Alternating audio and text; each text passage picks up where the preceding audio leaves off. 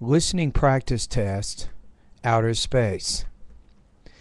More than 30 years after he made history as the first American to orbit the Earth, Senator John H. Glenn Jr. will return to space as part of a multinational crew with the launch of the Space Shuttle Discovery in late October.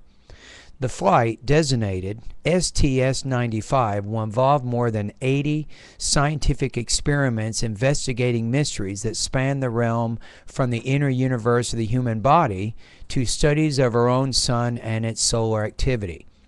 Back on February 20, 1962, when Glenn flew in his Friendship 7 Mercury capsule, the largest mystery facing the young NASA space program was whether humans could even survive in the hostile environment of space.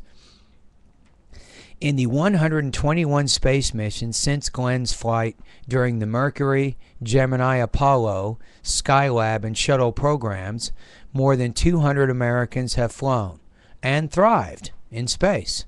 Glenn, who inspired many current astronauts to pursue spaceflight as a career, continues to inspire people of all generations as he prepares for a return to space.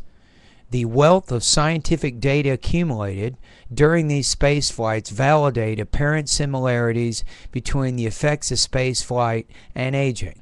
Glenn will be a test subject for specific investigations which mimic the effects of aging, including loss of muscle mass and bone density, disrupted sleep patterns, a depressed immune system, and loss of balance.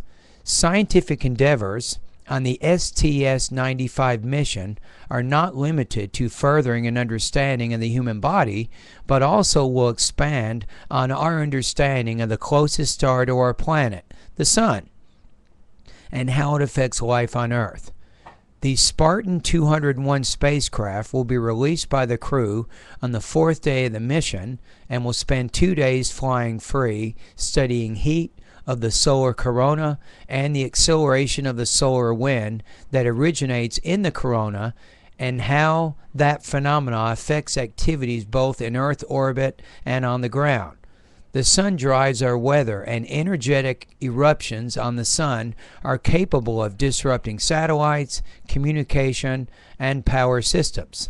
The sun also establishes the space environment in which our communications, weather, defense, and human spaceflight resources operate.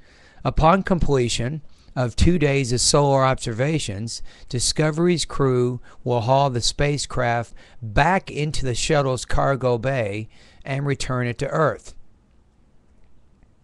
6 astronomical instruments comprise the International Extreme Ultraviolet Hitchhiker Experiment, known as IEH-3, which will be carried in Discovery's payload bay. These 6 diverse instruments support a range of experiments, including studies of stars, remnants of supernovae, and star formation. Also tucked in the payload bay is a variety of materials and equipment destined for use during the 3rd Hubble Space Telescope servicing mission, currently scheduled for mid-2000 launch. Referred to as HOST, the Hubble Space Telescope Optical Systems Test Payload will demonstrate that actual electronic and thermodynamic equipment scheduled for installation into the telescope performs acceptably in the radiation and zero-gravity environment of space. Discovery also will carry a SpaceHab module to orbit.